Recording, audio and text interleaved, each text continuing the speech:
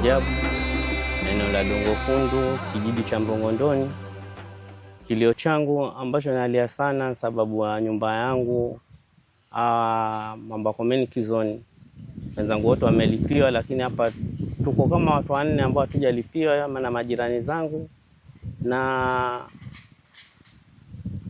kiufupi hao paka washamaliza mradi wao, wanataka kwenda zao, na sasa tujui tima yetu iko wapi.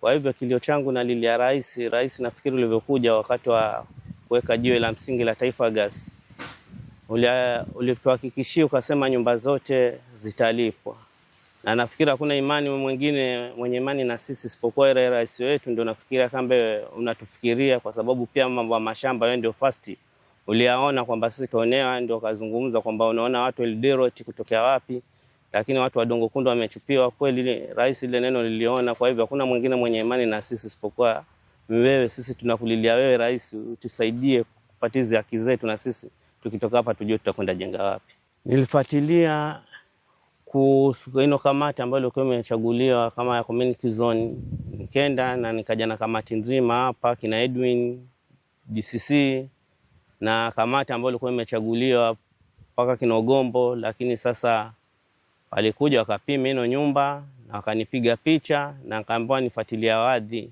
lakini nafika wakati huo waniambia mambo ya wadhi tumechupilia mbali hiyo nyumba, sisi tumechupilia mbali, wewe nenda kule ambapo wataka.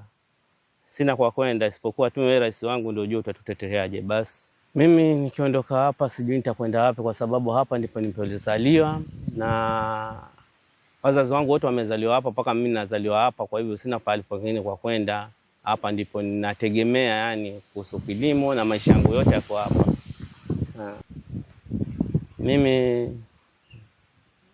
ni mtu na bibi zangu wawili, niko na familia kama watoto 8, na nikisema naondoka hapa nyumba yangu ikulipiwa, wale watoto watakwenda wapi?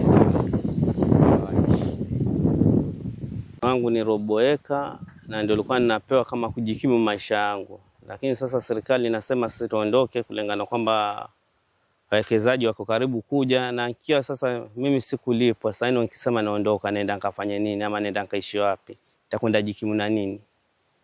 Sina pa kwenda isipokuwa tu, yani nalilia serikali tuone imani, itupatie ile haki, tupate kile ambacho tutapata, tutakuwa tuondoka karadi, kwa sababu miradi tuitaka, lakini sasa tunaondoka na kuzilalishwa. Yani miradi hiyo itakuwa itatufana nini isipokuwa mkilio tu kwetu.